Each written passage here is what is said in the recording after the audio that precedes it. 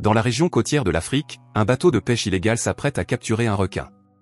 À l'aide d'une sorte d'arme, les deux marins, Caillot et Rookie, éliminent le pauvre animal et lui retirent sa nageoire, jetant le reste du corps à la mer. Les marins prennent ensuite une photo avec les ailerons récupérés lorsqu'ils reçoivent un appel d'urgence à la radio. Le message est suivi d'une fusée de détresse, qui informe tous les navires à proximité de la zone de rentrer immédiatement au port. Soudain, le navire commence à tanguer et 5 requins nageant de manière synchronisée apparaissent sur les lieux. Ils s'approchent du navire et s'écrasent contre la coque, faisant tomber les deux marins à l'eau. Caillot est la première victime, les prédateurs marins lui dévorent les jambes et l'entraînent au fond de la mer.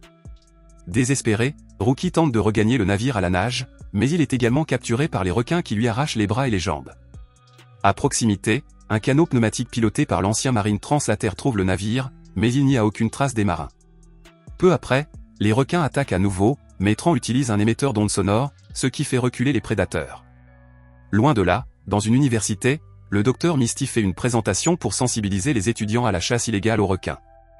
Elle montre une vidéo dans laquelle elle nage avec eux, démontrant qu'ils sont des créatures pacifiques si elles ne sont pas provoquées. Cependant, elle recommande de se tenir à l'écart d'une espèce, le requin bulldog, considéré comme encore plus dangereux que le requin blanc.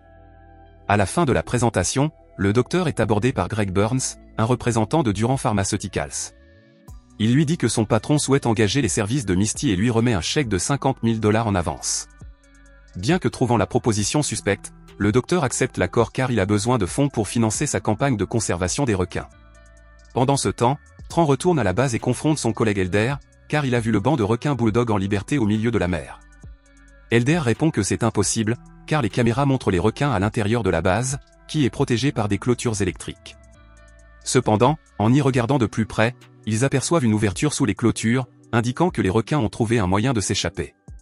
Le lendemain, Misty se rend au port et rencontre Greg en compagnie de Daniel, un neurophysiologiste, et Leslie, une neurobiologiste. Eux aussi ont été engagés comme consultants, mais le couple révèle qu'ils ne savent pas en quoi consiste leur travail. Cela ne fait qu'accroître les soupçons de Misty, mais Greg appelle tout le monde sur le bateau qui les emmènera à la base secrète de Durant Pharmaceuticals. Une fois sur place, Misty rencontre Tran, qui vient de renforcer la sécurité avec des cercles de graphite afin d'augmenter la tension des clôtures électriques. La docteure lui demande pourquoi et il répond que c'est pour empêcher les cobayes de s'échapper de la base. Il montre ensuite à la docteure la vitre latérale, révélant le pain du requin taureau en captivité. Elle dit qu'il est dangereux d'utiliser une espèce aussi agressive comme cobaye. Mais Carlos lui assure que son système de sécurité est infaillible.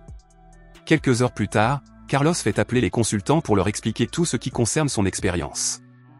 Il leur dit que le projet est arrivé à un point critique et qu'il a besoin de l'expertise des trois pour le mener à bien. Leslie répond qu'ils ne connaissent que le développement de stimulants, qui ne font que renforcer les capacités cérébrales existantes. Cependant, Carlos affirme avoir mis au point un composé suffisamment puissant pour altérer la structure génétique du cerveau à l'aide de cellules de requin. Une fois de plus, il décide de prouver sa théorie par une démonstration et demande à Tran d'utiliser le composé sur un requin appelé Bella. Il demande ensuite à l'équipe d'amener l'animal dans le bassin à l'intérieur de la base afin de montrer ses signes vitaux aux consultants. Enfin, Carlos démontre que, outre le fait qu'il s'agit d'une procédure inoffensive pour les animaux, les résultats prouvent que les requins deviennent de plus en plus intelligents.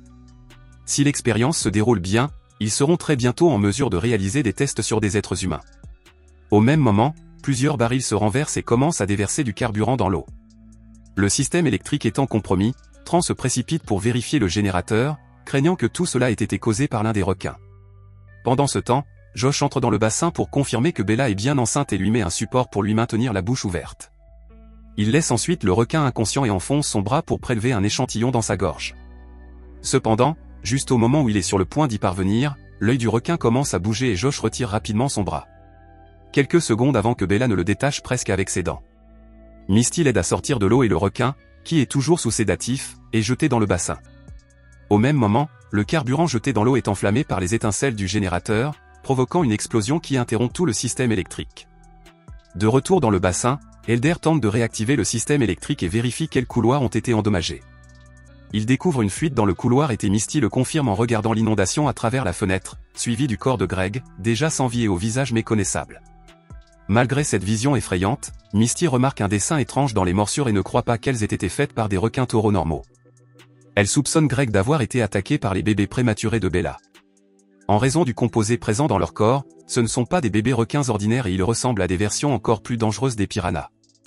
Les couloirs étant inondés, le seul espoir du groupe est d'atteindre la terrasse du Bassi. Mais Tran les avertit que les requins encerclent les lieux. Grâce à sa connaissance des requins, Misty pense qu'ils ne veulent pas seulement s'échapper, mais aussi se venger des responsables des expériences. Cela ne fait que rendre la situation encore plus désespérée et tout le monde demande à Carlos de trouver un moyen de se sauver. Le propriétaire de la base suggère de faire voler le propulseur à l'intérieur du bassin, d'atteindre la terrasse et d'utiliser le téléphone pour appeler les gardes-côtes. Misty se porte immédiatement volontaire, mais Tran refuse car c'est trop dangereux et dit qu'il devrait y aller lui-même car il connaît mieux la base. Pendant que les deux hommes discutent, Mike, le bras droit de Tran, entre rapidement dans le bassin et démarre le propulseur. Les autres survivants le regardent nager depuis la fenêtre latérale, mais à mi-chemin, Mike est attaqué par un requin et tombe à terre, inconscient. Tout le monde se désespère, pensant qu'il manque d'air. Mais quelques secondes plus tard, Tran rejoint son ami à la nage et le ramène dans le bassin. Une fois là, Misty pratique un massage cardiaque sur Mike, qui reprend enfin connaissance. Il remercie tout le monde pour leur aider à chercher le reste de l'équipement dans le bassin, mais il est surpris par Bella, qui surgit de l'eau et lui dévore la tête. Face à cette scène, le docteur Misty affirme que toutes les créatures doivent être éliminées car ce ne sont pas des requins normaux, mais des monstres créés en laboratoire. Carlos refuse, mais la discussion est rapidement interrompue lorsque la base commence à imploser. En raison de la pression accumulée, l'eau envahit tout le lieu, poussant tout le monde et les séparant dans les couloirs. Tran et Misty se retrouvent dans l'un d'eux et, au prix d'un effort considérable, parviennent à fermer la porte pour empêcher le lieu de se remplir davantage d'eau. Josh et Elder sont également en vie et se dirigent vers les dortoirs, plus éloignés du couloir où les bébés requins ont été aperçus. Enfin, Carlos marche seul dans la base et prend une autre dose du composé, espérant que l'effet l'aidera à sortir de cette situation. Quelques secondes plus tard, il rencontre Tran et Misty et leur dit qu'il y a une issue à travers la salle du filtre. Entendant le bruit des requins qui approchent, Elder grimpe rapidement sur l'un des lits, tandis que Josh court vers la salle de bain et s'enferme dans la cabine en verre. Malheureusement pour lui, une autre ouverture est pratiquée dans le trou, laissant la pièce encore plus inondée. Les bébés requins parviennent donc à entrer et commencent à dévorer Josh. De retour auprès de Misty, elle part à la recherche de la pièce du filtre. Quand il entend les cris de Daniel et se lance à sa poursuite, Carlos saisit l'occasion. Quand il entre dans la pièce avec Tran, il brise la poignée et ferme la porte de l'intérieur. À cette vue, Tran est furieux, mais Carlos n'a pas l'intention de laisser la docteure en vie, sinon il dénoncera toute l'expérience aux autorités. Les deux se séparent et Misty part à la recherche des autres survivants. Peu après, Elder et Daniel la trouvent et sont soulagés de voir que quelqu'un a survécu. Misty dit à Daniel et Elder de continuer lorsqu'elle entend le même bruit de bébés requins qui s'approchent. La docteure leur dit de fermer la porte et reste en arrière pour éliminer les créatures, brandissant le chalumeau dans l'eau.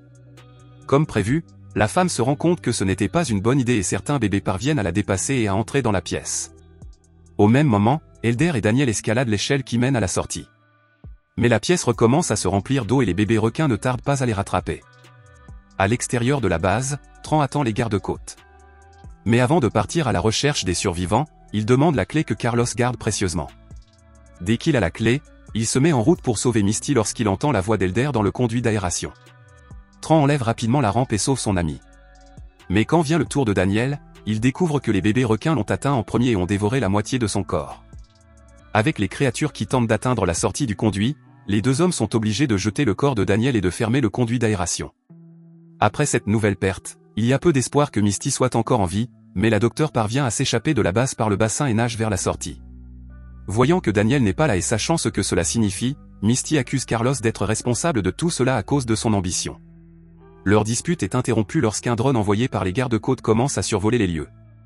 Cependant, avant que le drone ne puisse transmettre l'appel, un requin bondit dans l'eau et dévore l'appareil. La situation empire, la base est de plus en plus inondée et va bientôt sombrer dans la mer.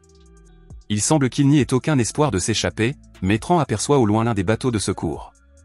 Les 4 nageurs se dirigent aussi vite que possible vers le bateau à moteur, mais Elder finit par être entraîné au fond de la mer. Peu après, le film de Bella apparaît et s'avance vers le groupe, mais à la grande surprise de tous, il laisse Tran et Misty de côté et part à la recherche de Carlos. Après cette attaque, Tran et Misty se précipitent vers le bateau et essaient de le démarrer. Quelques secondes plus tard, le garçon réapparaît vivant et dit avoir été capturé par l'un des requins, qui a toutefois attrapé ses baskets et l'a relâché. Finalement, les 3 parviennent à s'échapper, mais Misty les avertit qu'ils ne peuvent pas laisser les autres requins en vie. Tran est d'accord et lui montre la clé qu'il a prise à Carlos et un mécanisme de détonation conservé à l'intérieur du bateau à moteur. Ce détonateur avait été créé par Carlos comme mesure de sécurité au cas où son expérience serait découverte. Lorsqu'il appuie sur le bouton, Tran fait exploser toute la base et les 3 s'enfuient en croyant que tous les requins ont été éliminés. 3 semaines plus tard, sur une plage, un jeune couple va surfer. Cependant, ils découvrent avec effroi que Bella et ses petits ont survécu à l'explosion et sont désormais libres dans la mer, prêts à dévorer tout ce qui se trouve sur leur passage.